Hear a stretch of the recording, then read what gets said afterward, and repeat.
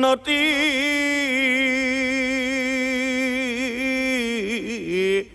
ওই উপায় এক দিয়া প্ৰভু ও কৰিছু কাকুতি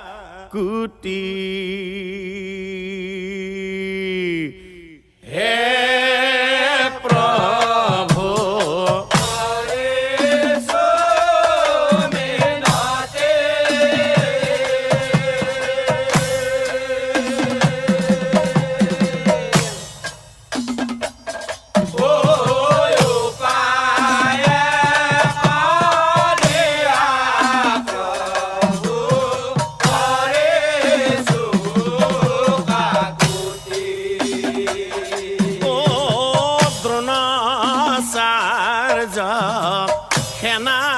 সেনাপতি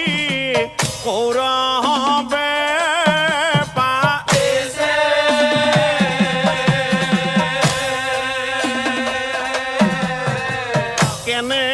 কেনেকৈনো যুদ্ধ কৰ গুৰুৰ লগতে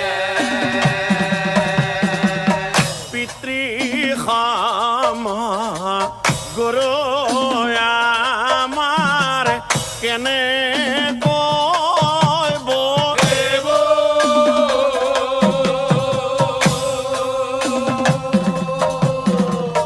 উপায় ক দিয়া প্ৰভু চৰণে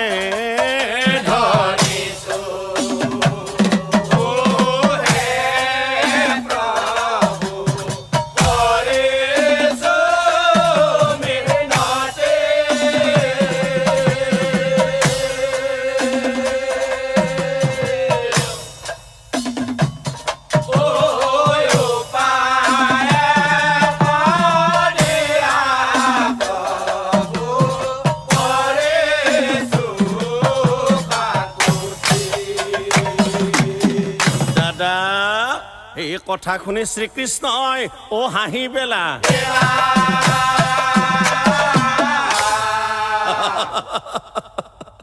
যুধিষ্ঠিৰক চাই পাছে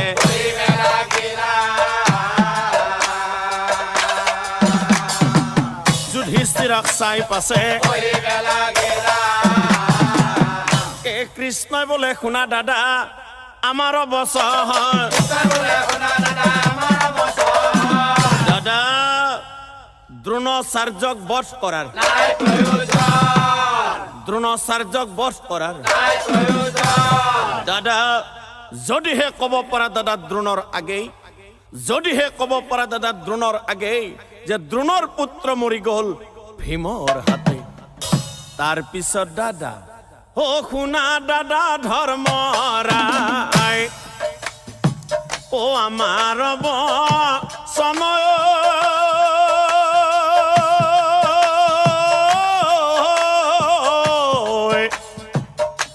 আমাৰ সময়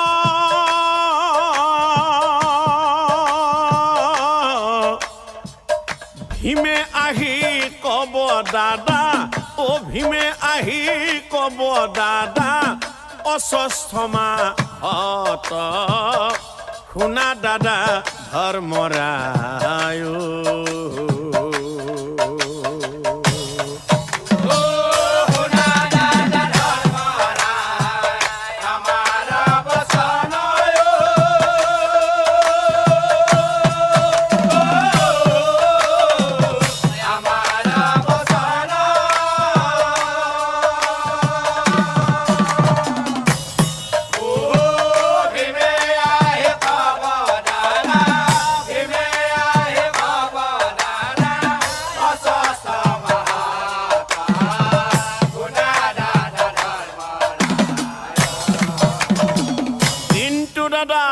এই কথা দ্ৰোণাচাৰ্যই বিশ্বাস নকৰিব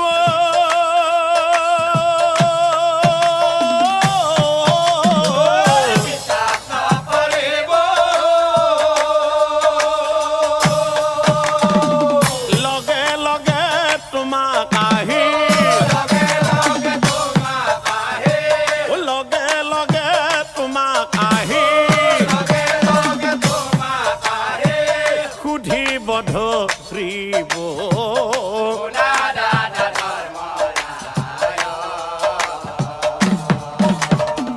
আৰু তেতিয়া তুমি কবা দাদা অষষ্ঠ মাহত গুৰু কিন্তু ইতি গজ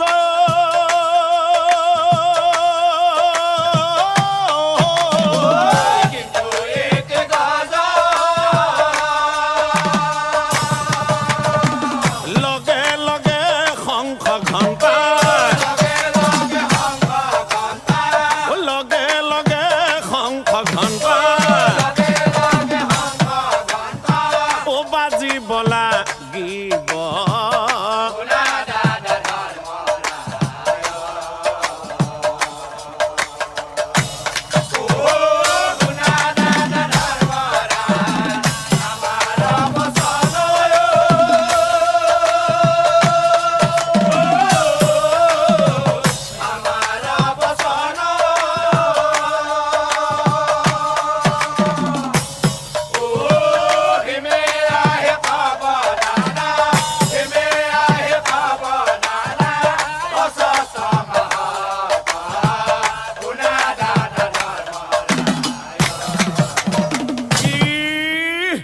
কথা শুনি ভীমখেনে ৰৈ নাথাকিলা আৰে অষষ্ঠমা নামে হস্তি অষষ্ঠমা নামে হস্তি ও কুবাই কুবাই অষষ্ঠমাক নিধন কৰিলা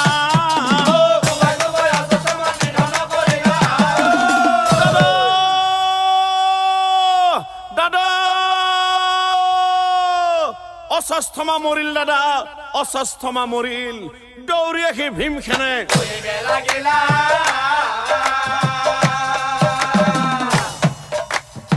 দৌৰি আহি ভীমখেনে ও এই কথা দ্ৰোণাচাৰ্যৰ কাণত পৰিলা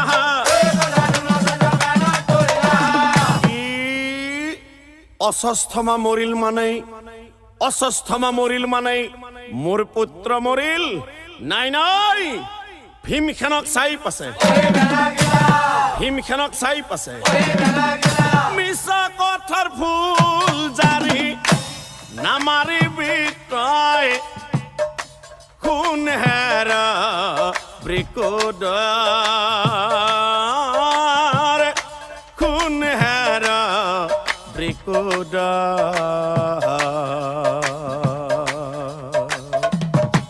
দ্ৰোণাচাৰ্যৰ পুত্ৰ অষষ্ঠমা হয় দ্ৰোণাচাৰ্যৰ পুত্ৰ অষষ্ঠমা হয় হে বধিব নোৱাৰা ৰাজত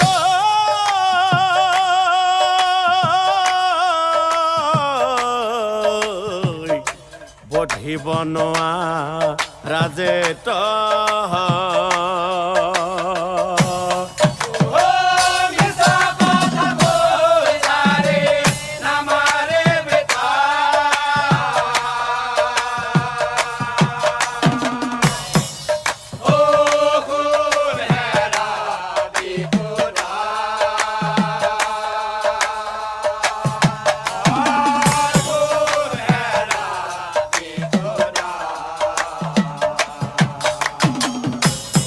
দ্ৰোণাচাৰ্যৰ পুত্ৰ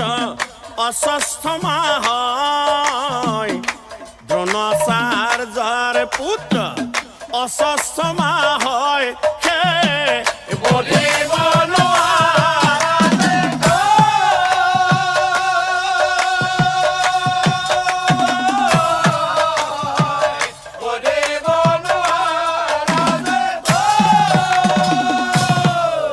ভীমৰ কথা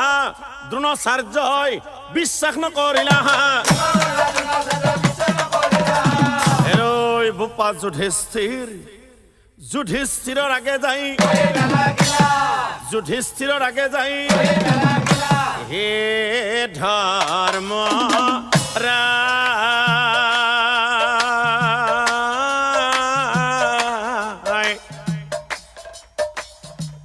সঁচা কথা কোৱাচোন তুমি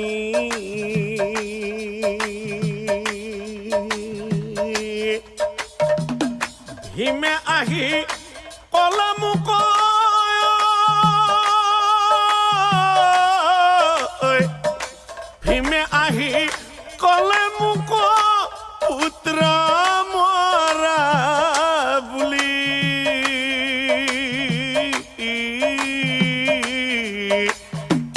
সঁচা মিছা এই কথা কোৱা বুজাই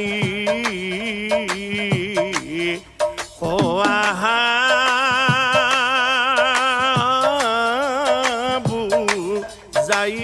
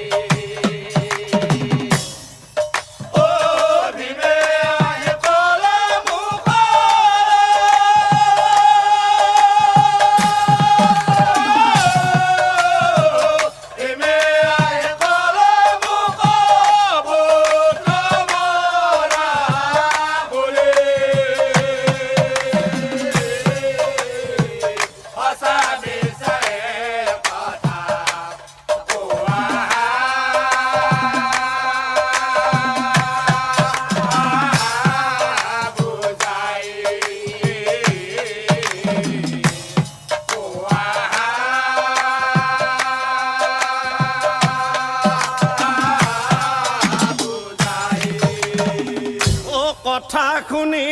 যুধিষ্ঠিৰৰ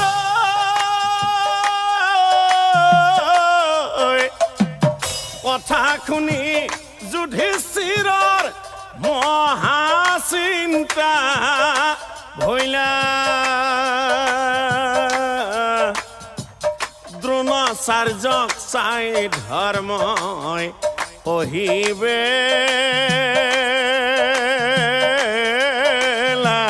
গিলা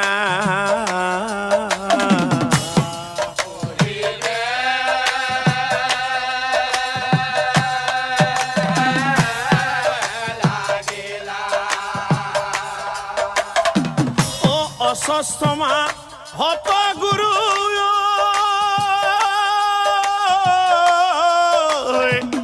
অশ্বস্থমা হত গুরু কিন্তু ইতি গজ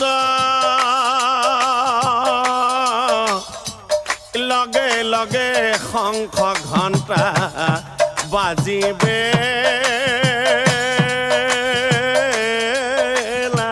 লাগিলা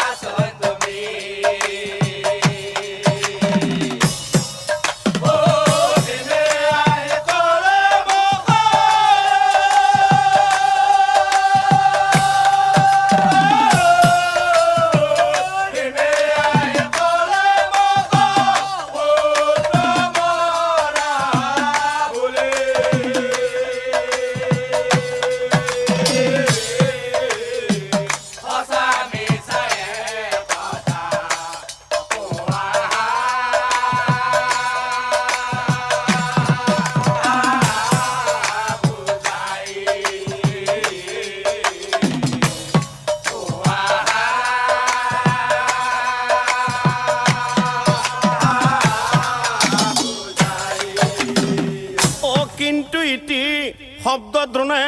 কানে নুশুনিলা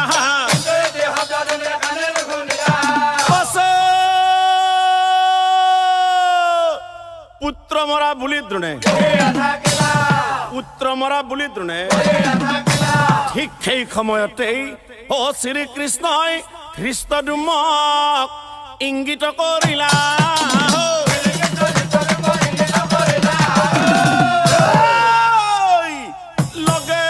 দ্ৰোণাচাৰ্যক নিধন কৰিলা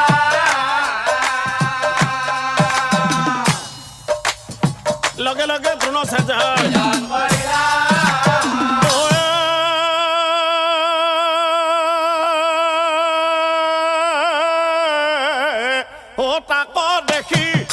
যুধিষ্ঠিৰৰ মহাচিন্তা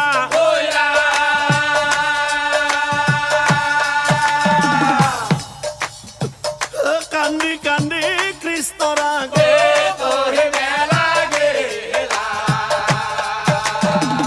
কান্দি কান্দি কৃষ্ণৰ আগে কি কৰিল কি কৰিল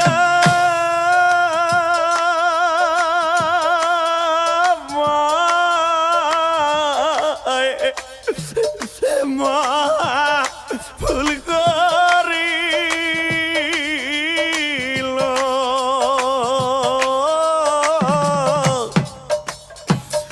মিছা কথা কয় মই গুৰু গৱধিল মিছাৰ আশ্ৰয় লৈ বহি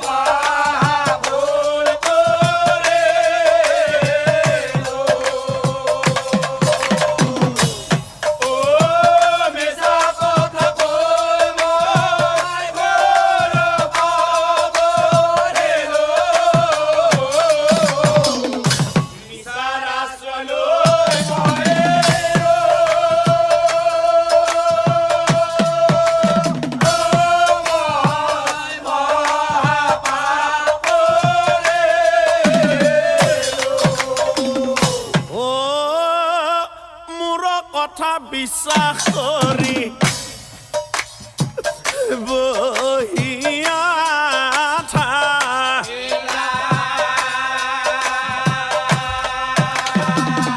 অন্যায় কৰি ধৃষ্ট ডুময় অন্যায় কৰি ধৃষ্ট ডুময় নিধন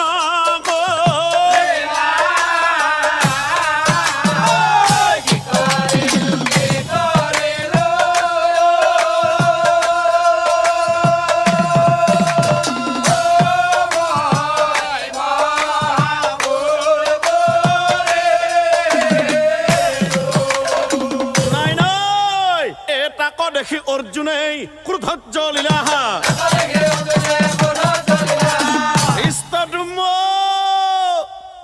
ধৃষ্টদ্যুম্নক মাৰিবলৈ ৰব সখা ধৃষ্টদ্যুম্নক তুমি নামাৰিবা কিয় আজি তোমাৰ গুৰু মৰি যোৱাৰ বাবে দুখ লাগিছে শুনা সখা যে সময়ত তোমাৰ পুত্ৰ অভিমন্যুক চক্ৰবেহুৰ মাজত সোমাই তিল তিলকে হত্যা কৰিছিল সেই চক্ৰবেহু জানো তোমাৰ এই গুৰুৱে সাজি দিয়া নাছিল ক'ত গৈছিল তেতিয়া তোমাৰ গুৰুৰ সেই ধৰ্মৰ কথা দ্ৰৌপদীক চুলিত ধৰি আনি ৰাজসভাৰ মাজত বস্ত্ৰ হৰণ কৰোঁতে তোমাৰ গুৰু জানো আসনত বহি থকা নাছিল ক'ত গৈছিল তেতিয়া তোমাৰ গুৰুৰ সেই ধৰ্মৰ কথা আৰু আজি তোমাৰ গুৰু মৰি যোৱাৰ বাবে দুখ লাগিছে শুনা সখা ধৃষ্টদ্যুম্নক মাৰিবলৈ তোমাক কিয় মানা কৰিলো এই ধৃষ্টদ্যুম্নই পূৰ্বৰ জন্মত কোন আছিল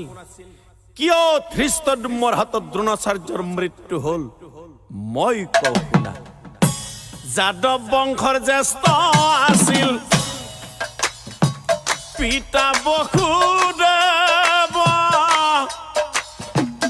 বসুদেৱৰ ভাতৃ আছিল দেৱশ্ৰৱা নাম বসুদেৱৰ ভাতৃ আছিল দেৱশ্ৰৱা নাম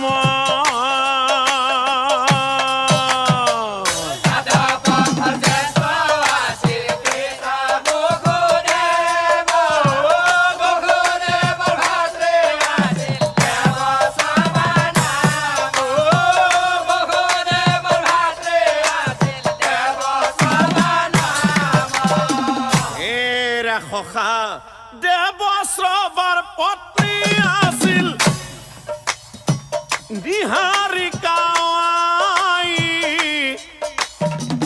স্বামী ভক্তি ঈশ্বৰ সেৱা সদায় কৰই। এনেকৈয়ে কতদিন পাৰ হৈ যায়।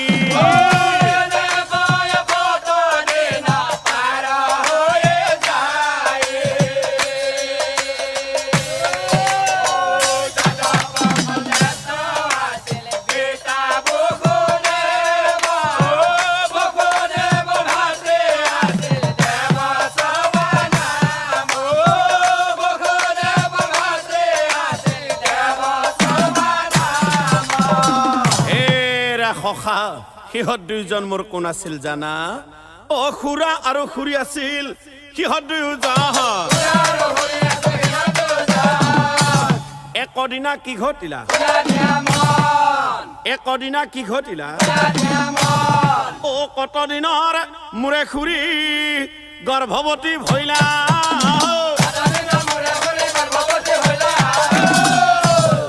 এক মনে ভগৱানক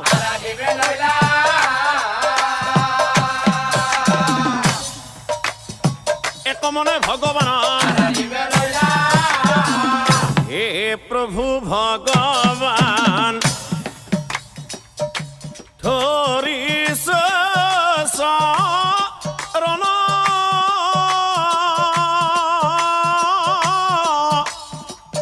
পুত্ৰ ধন দিয়া প্ৰভু প্ৰভু কাকুতিক ঋষ প্ৰভু।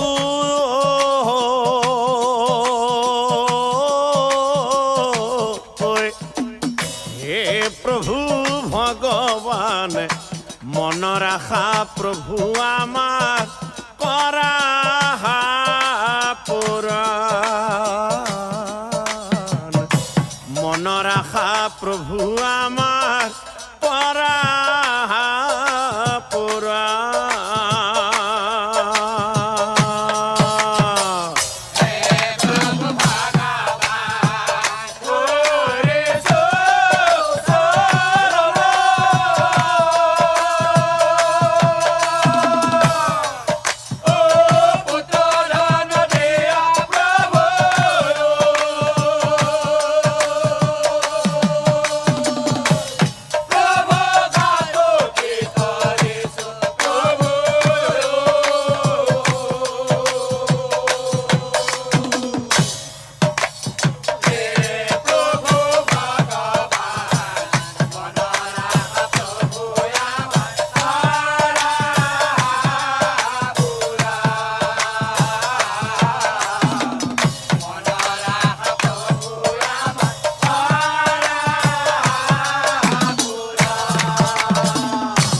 ভকতৰ স্তুতি তুষ্ট হৈলা ভগৱান।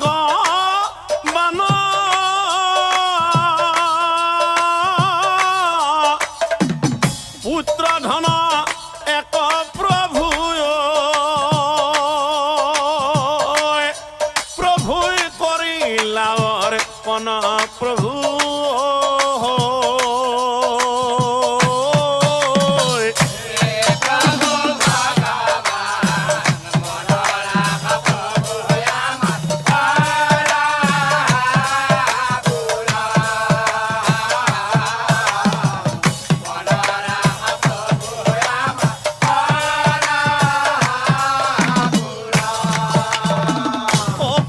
দেখি দুইজনৰ আনন্দ মিলিলা। নিশাহন্তে দুইজনে নিশাহন্তে দুইজনে অ হঠাতেই মধ্যৰাতি আকাশবাণী ভৈলা।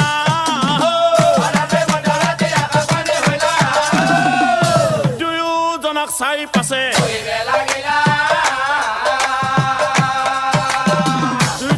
চাই পাছে শুনা দুইজনে আমাৰ বচন পুত্ৰক পালা দুয়ো শুনা দিয়া মন। এই পুত্ৰ মহাধনুদ্ধাৰী হ'ব, কিন্তু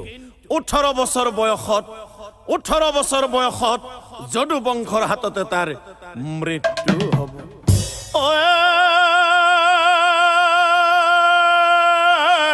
ও কথা শুনি দুয়োজনৰে মহা চিন্তা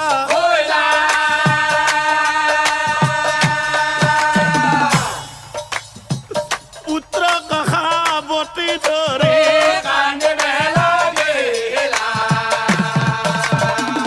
পুত্ৰ কহাৱতী ধৰি কান্দি আছে পুত্ৰ লৈ গেলে ডাঙৰ ঘৰ ভাবিব নাই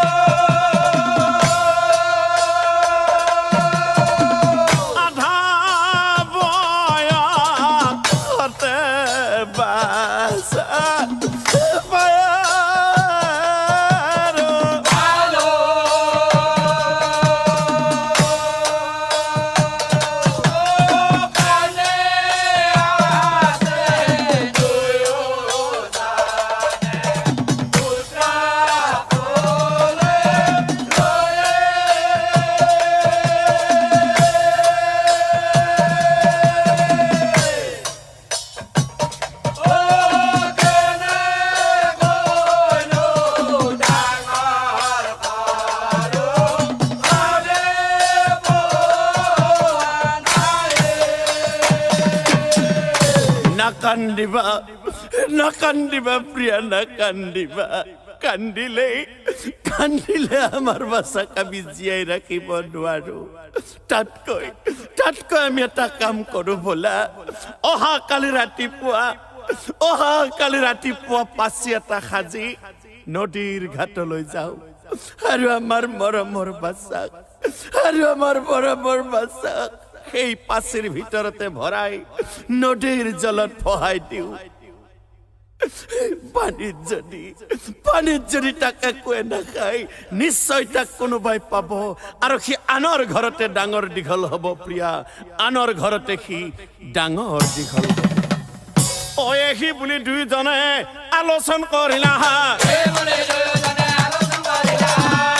পাচি এটা সাজি লৈ পুত্ৰক ভগাই দিবলৈ আয়োজন কৰিলা।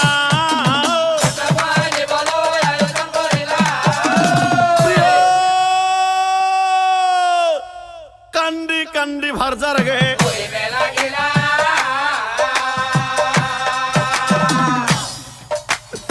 কান্দি দুখ নকৰিবা প্ৰাণৰ প্ৰিয়া, দুখ নকৰিবা তুমি। পুত্ৰক ভগাই দিব নদীৰ জলত, কান্দি নাথাকিবা তুমি। প্ৰিয়ে মোৰ কান্দি নাথাকিবা তুমি।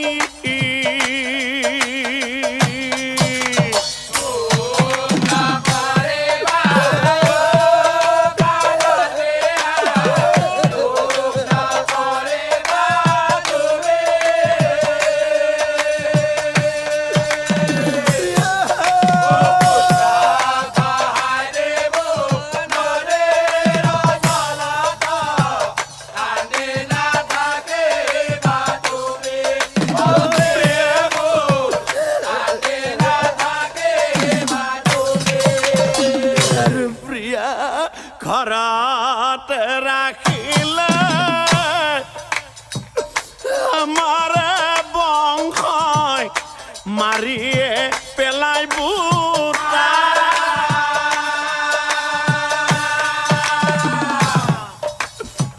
আনাৰ ঘৰতে থাকক ভাল কালে জীয়াই থাকি বুটা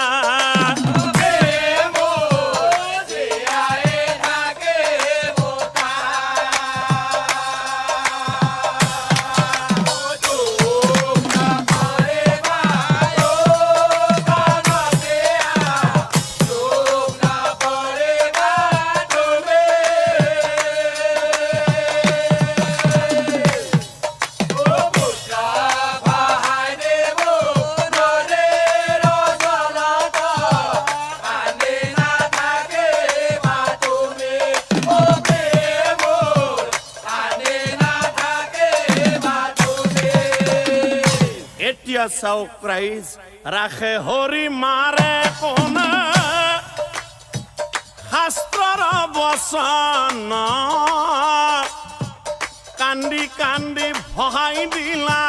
নদীৰ জলত কান্দি কান্দি ভহাই দিলা নদীৰ জলত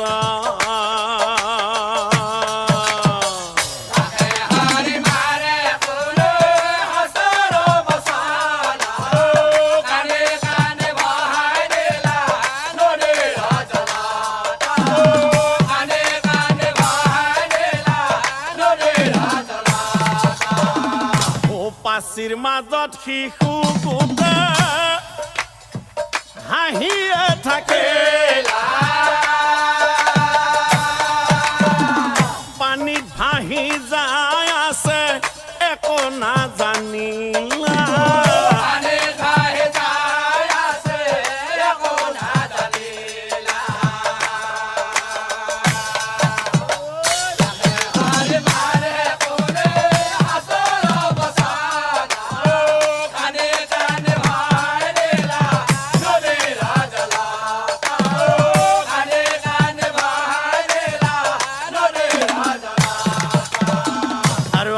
ফালে হিৰণ নামত ৰজা নিশা ধৰা যত সুলেখা নামে ভাৰজা আছিলা ৰজাৰ সুলেখা নামে ভাৰজা আছিলা ৰজাৰ হিৰণ নামত ৰজা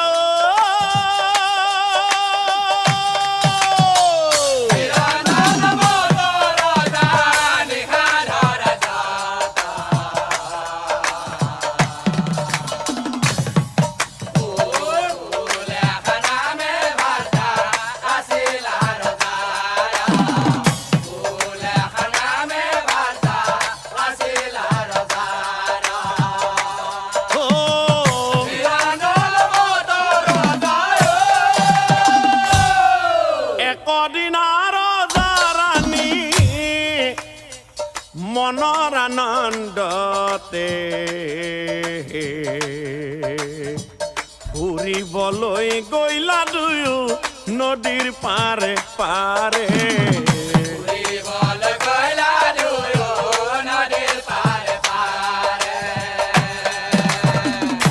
হঠাতে নদীৰ জলে দেখিলা ৰজা পাচি এটা ভাহি আহি কাষত লাগয়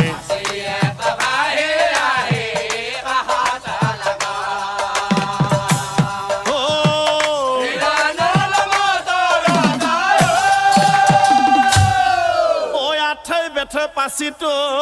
ও তুলিও আনিলা আরে শিশুটো দেখি দুৰো শিশুটো দেখি দুৰো লগে লগে সেই শিশু গৃহে লৈ গইলা লগে লগে সেই শিশু গৃহে লৈ গইলা এতিয়া চাওক ৰাইজ দিনক ৰাতি কৰি ৰাতিক দিন কৰি পানীৰ মাজে মাজে কোনো ভয় ভীত নোহোৱাকৈ ভাহি অহা বাবেই গণি পঢ়ি পুত্ৰৰ নাম অভয় ৰাখিলা গণি পঢ়ি পুত্ৰ নাম অভয় ৰাখিলা ঐ আজিকালি কৰি অভৰ 8 বছৰ হইলা হা আৰু সেই 8 বছৰ বয়সতেই ধনুবিদ্যা শিকিম বুলি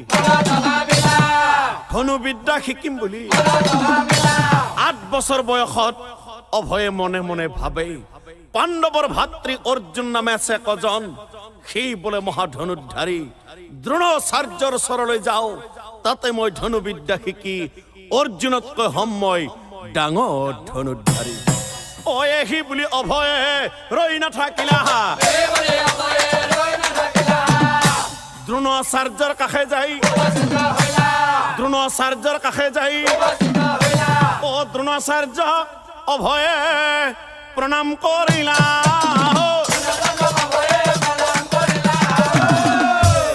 ধনুবিদ্যা শিকিম বুলি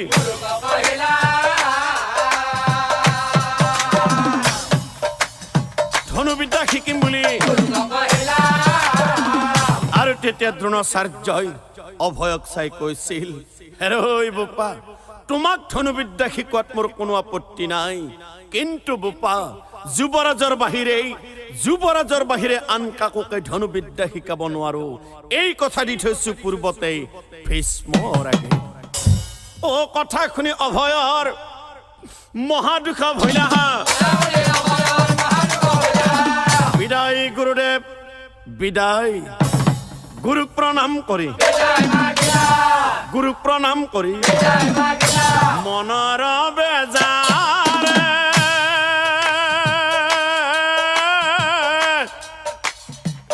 পন্থে আছে যাই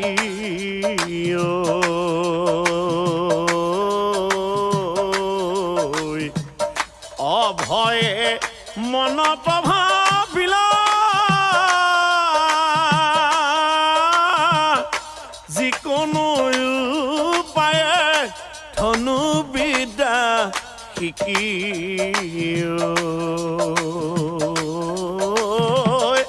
গুৰুক মই দেখাব লাগিব মনৰ বেজাৰ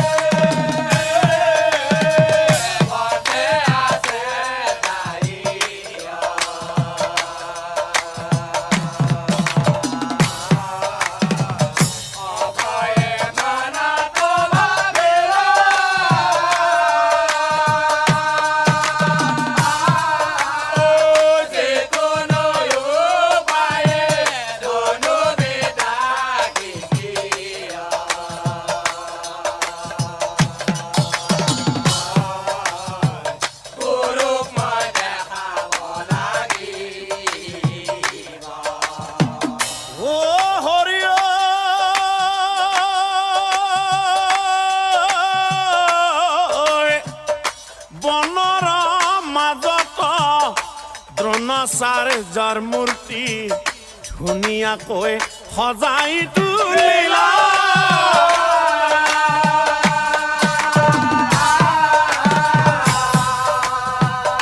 সেই মূৰ্তিৰ আগে ধনুবিদ্যা শিকে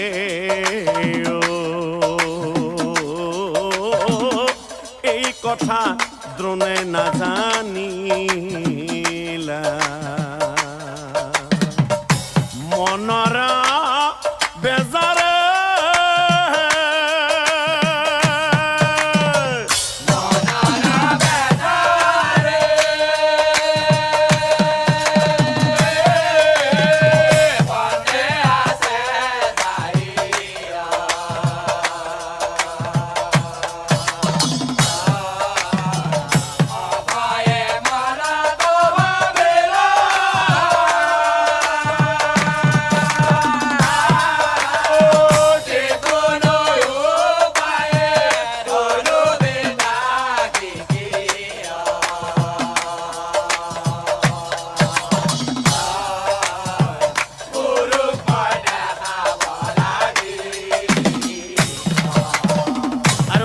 ফালে এই ধনুবিদ্যা শিকি অভয় ও পাৰ্গত হয় একদিনা শুনক ৰাইজ একদিনা শুনক ৰাইজ ও একদিনা দ্ৰোণাচাৰ্যই শিষ্যৰ লগত বনে প্ৰৱেশিলা যায় বনে প্ৰৱেশিলা যায় আৰু সেইদিনাখনেই ও কুকুৰ এটা সকলোৰে পিছে পিছে যায়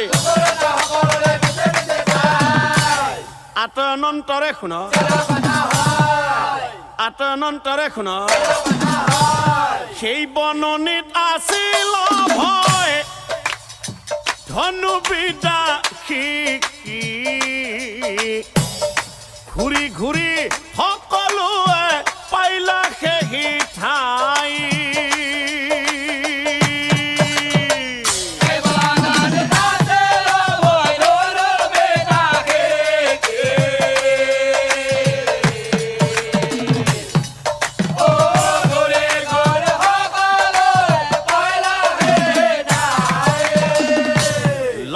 যোৱা কুকুৰটোৱে ভুকিবা কলৈ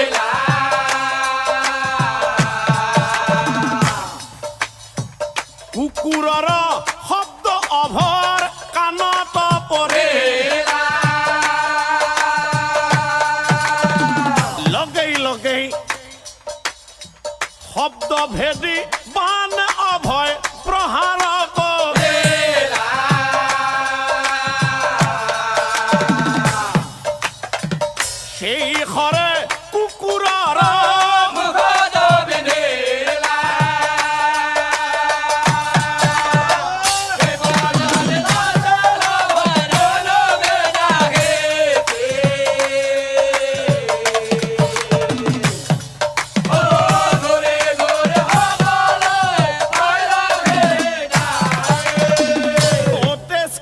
ওলোৱা নাই কুকুৰৰ মুখত হাই হতৈ তাক দেখি সকলোৱে ও কিছু দূৰত শিশু এক দেখিব পাইলা সকলোৱে যাই তাতে দ্ৰোণাচাৰ্যই মনে মনে ভাবে আজি বহুদিন আগতে মোৰ ওচৰত ধনুবিদ্যা শিকিবলৈ যোৱা ল'ৰাটোই দেখোন এই ল'ৰাটো তাৰ মানে ই মই নজনাকৈ মোৰ মূৰ্তিয়ে কি বনৰ মাজত ধনুবিদ্যা শিকি আছে ই যদি সুস্থ শৰীৰে জীয়াই থাকে তেনেহলে ই অৰ্জুনতকৈ ডাঙৰ ধনুধাৰী হ'ব গতিকে ধনু ধৰিব নোৱাৰাকৈ উচিত গুৰু দক্ষিণা মই ল'বই লাগিব হেৰৈ বোপা ও দ্ৰোণাচাৰ্য বোলে বোপা শুনা হাব দক্ষিণা নিদিলা তুমি মোহৰা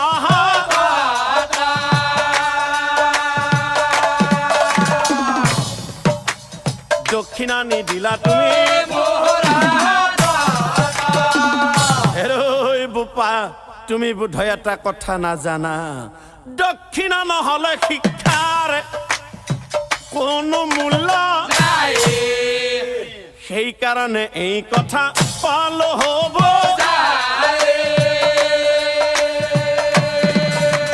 সেইকাৰণে এই কথা ভয়ে বোলে গুৰু চৰণে ধৰিছো গুৰুদেৱ প্ৰাণ যদি দিব লাগে দ্ৰোণাচাৰ্যই বোলে বোপা মোক প্ৰাণ দিব নালাগে সৌ হাতৰ বুঢ়া আঙুলি কাটি মোৰ হাতে তুলি দিয়া হে তোমাৰ গুৰু দক্ষিণা হ'ব নিশ্চয় জানিবা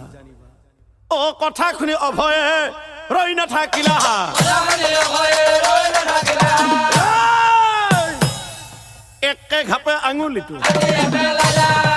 একে ঘাপে আঙুলিটো যোৱা ও বুঢ়া আঙুল তুমি লৈ যোৱা বুঢ়া আঙুল তুমি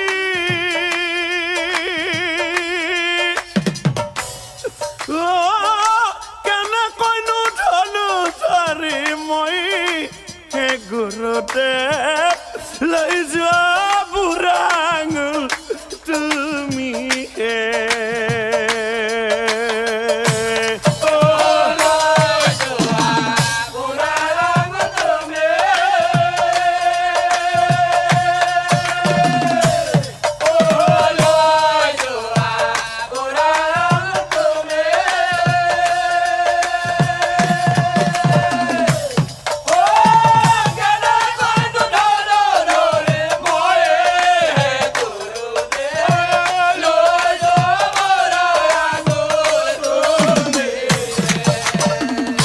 গুৰুদেৱ ও আশা আছিল ও মনত বহু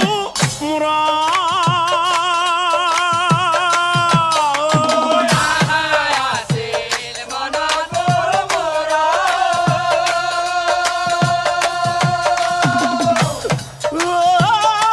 কেনেকৈনো কৰিম পূৰণ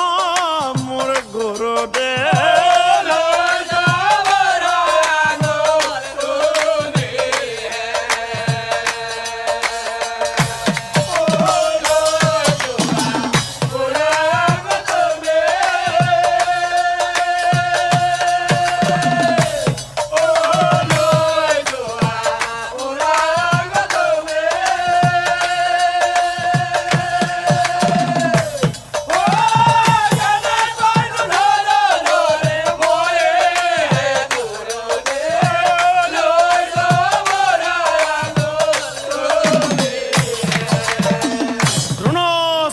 বোলে আমি গৃহে চলি যাও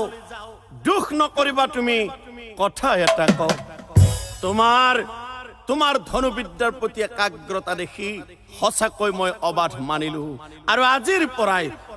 পৰা সেই কাৰণে তোমাৰ নাম মই একালব্য ৰাখিলো আজিৰ পৰা সেই কাৰণে তোমাৰ নাম মই একালব্য ৰাখিলো ঐ এহি বুলি সকলোৱে বিদায় মাগিলা আনফালে শুনক ৰাইজ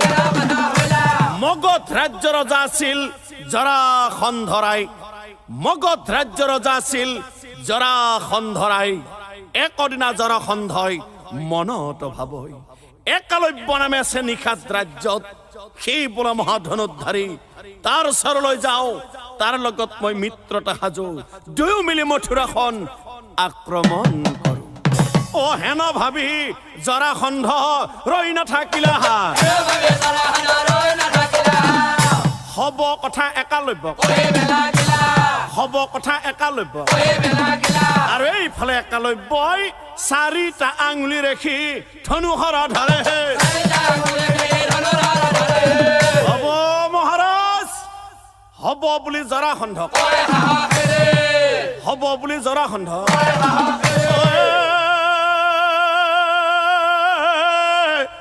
জৰাসন্ধই একালব্য সেনাপতি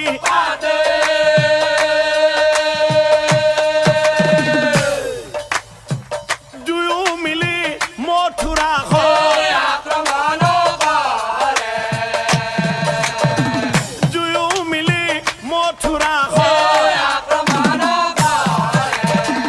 এই মথুৰাৰ প্ৰজাগণৰ হাহাকাৰ এই কথা শ্ৰীকৃষ্ণই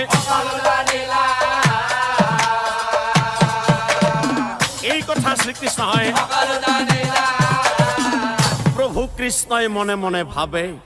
পৰুৱাৰ পাখি গজে মৰিবলৈ তাৰ মানে যে একালব্যৰ 18 বছৰ পূৰ্ণ হল তাৰো আজি মোৰ হাততে মৃত্যুৰ সময় হল হেন ভাবি শ্ৰীকৃষ্ণই সুদৰ্শনে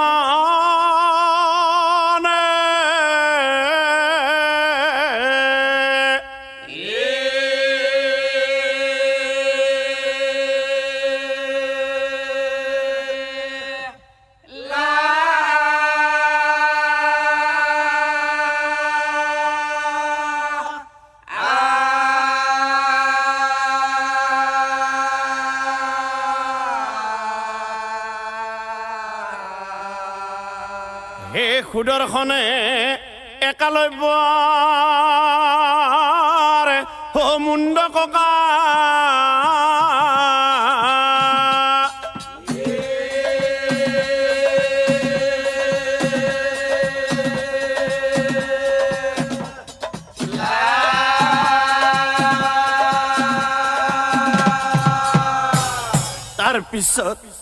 তাৰ পিছত একালব্যৰ চিগা মুণ্ড গোটেই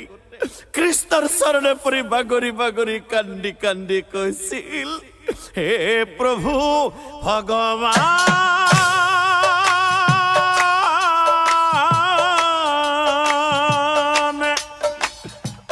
ধৰিছো মই চৰণ,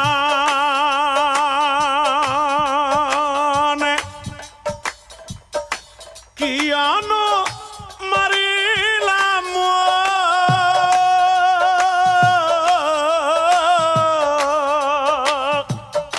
কি পাপৰ ফলে এই বয়সতে, কি পাপৰ ফলে এই বয়সতে নিধন কৰিলা মোক,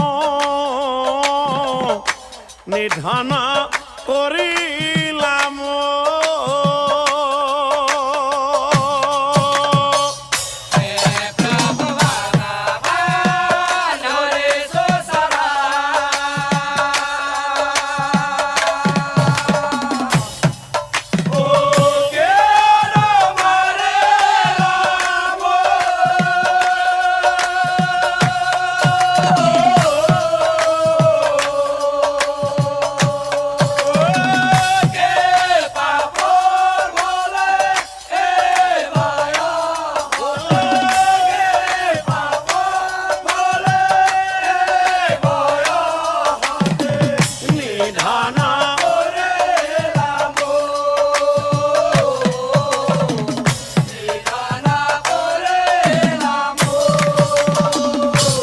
প্ৰভু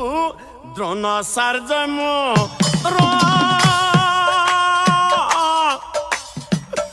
আঙুলি কাটিলে ধৰিব নোৱাৰা গো,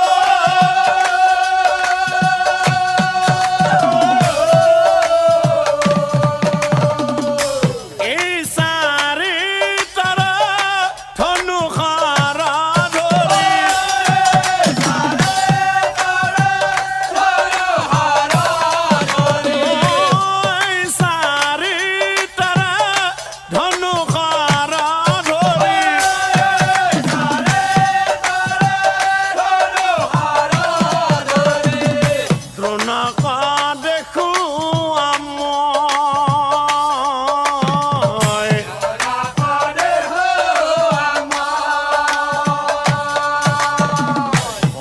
শুনি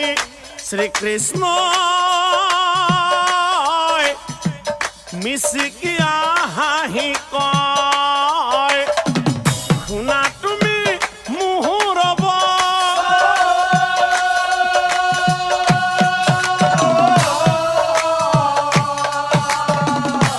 অহা জনমত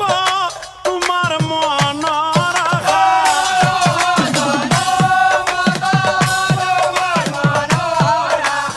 অহা জনমত তোমাৰ মনৰ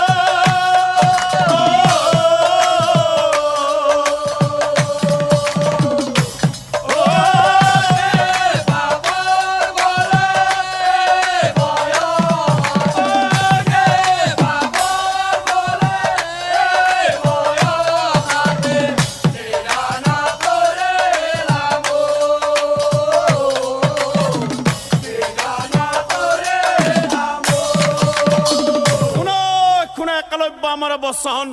কথা এটা কওঁ মই শুনা দিয়া মন আচলতে তোমাক মাৰিবলৈ মোৰ মুঠে ইচ্ছা নাই কাৰণ তুমি হলা মোৰ খুৰাৰ ল'ৰা মৰমৰে ভাই হেৰৈ ভাই 18 বছৰ আয়ুস লৈ তুমি পৃথিৱী কাহিলা সেই কাৰণে তোমাক মাৰিব লগা হ'ল নিশ্চয় জানিবা ও কথা শুনি মুণ্ড গোটৰ আনন্দ মেলিলা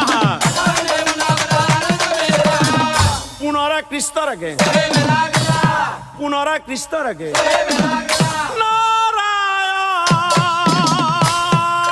নাৰায়ণ ও হে নাৰায়ণ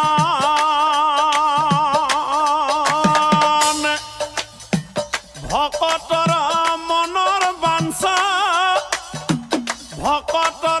মনৰ বাঞ্ছা কৰা পূৰণ প্ৰভু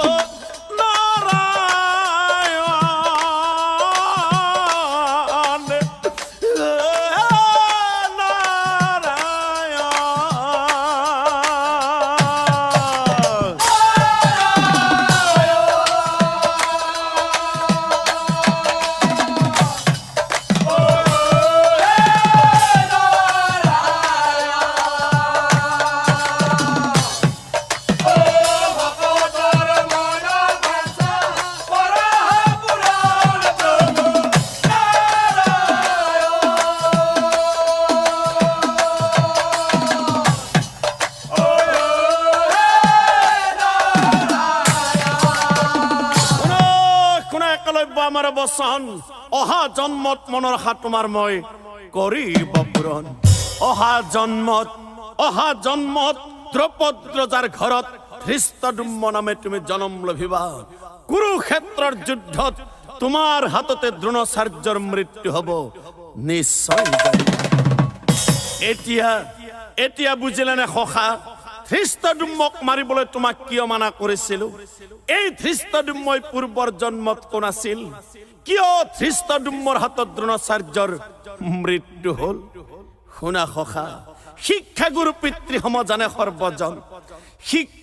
পিতৃসম জানে সৰ্বজন কিন্তু সখা কোনো গুৰু যদি নিজৰ স্বাৰ্থৰ সিদ্ধিৰ বাবে শিষ্যক বিপদত পেলায় তেনে শিক্ষাগুৰুক বধ কৰিলেও পাপ নহয় বুলি শাস্ত্ৰই কয় তেনে শিক্ষাগুৰুক বধ কৰিলেও পাপ নহয় বুলি শাস্ত্ৰই